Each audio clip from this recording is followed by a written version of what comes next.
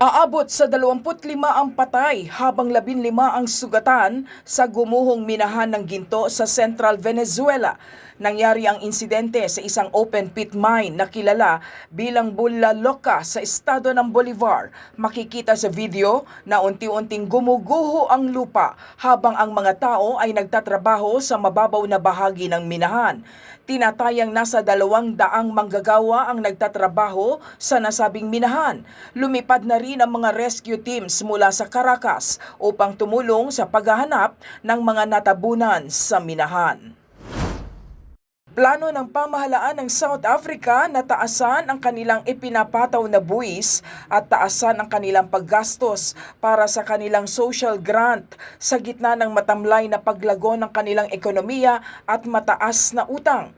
Magpapataw ang kanilang pamahalaan ng karagdagang buwis sa kita, pati na rin sa sigarilyo at alak bilang bahagi ng kanilang national budget.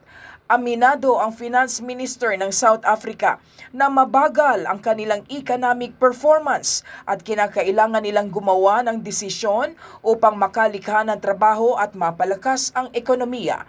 Nasa $2.2 billion ang kailangang gastusin ng South Africa sa susunod na 3 taon upang makaagapay sa pagtaas ng inflation at dagdagan ang access para sa eligible population. Itinanghal na Global Artist of the Year ng International Federation of the Phonographic Industry o IFPI ang American pop superstar na si Taylor Swift.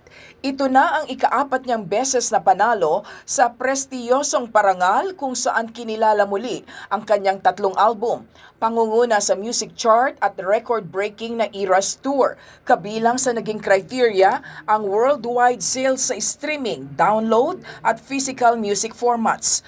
Pumapangalawa naman ang K-pop group na 17 at pangatlo ang grupong Stray Kids. Joy Salamatin para sa Pambansang TV sa Bagong Pilipinas.